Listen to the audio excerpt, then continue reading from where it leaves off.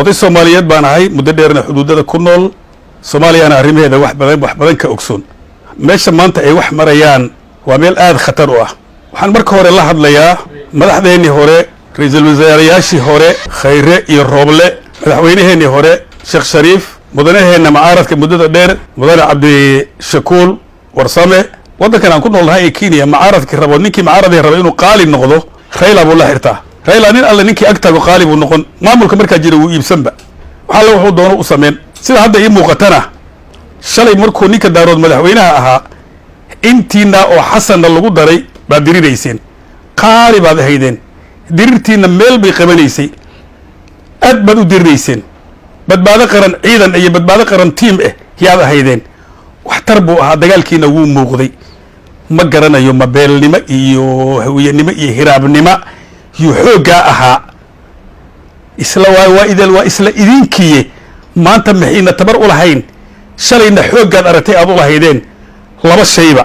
madaxweynaha joogana daarood buu ahaa soo lama dhihi karo xoogiini oo dhan macaaradnimada xasan buu ahaa haddayna taa ahayn soo lama dhihi karo waxaad u diriirtaan un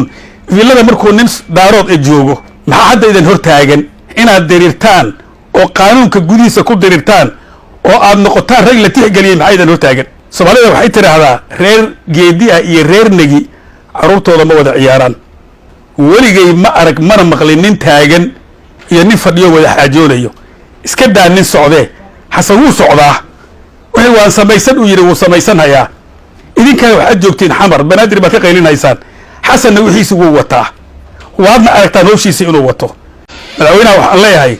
waxaad raadinhaysaa furo adi jeebkaada ku jiro maxaa soo haray geda daarood baa leh dadka aad laynaysana xasan oo waa daarood dalkii adi aad ka soo jeeday dhammaantiin rag baa qabsaday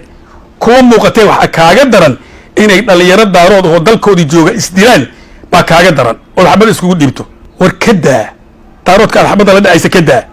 meeshaas sade keliya ma laha daarood oo dhan baa leh ka daa xabadda dadka xasan dadka xabadda ka daa waxay gaari doontaa col daarood xamar hadda maanta maxaa ka jira cuquubadii dhacday hala dabargooya daarood ma tii un baa jirtaa mase wax kalaa jira yaa hadda dadka laynaya yaa dhacaya yaa ka oysin kara hawooyooyin ka oysinhaya yaa hantidooda qaadanhaya yaa waa la dhacay leh yaa gurigeyga waa la qaatay leh waa hiraab wax yeelina waa madaxweyne hiraab taasoo cuquba maaha marka cuqubadii baa ilaa hadda socotaa ka daa xasanoo arrinta sidaa ka daa masaakiinta gudahooda addicida ka daa gedana xabadda ka daa axmed iyo danina kuma diidani adiga u tag intaasaan xasan leeyahay asalaamu calaykum waraxmatullah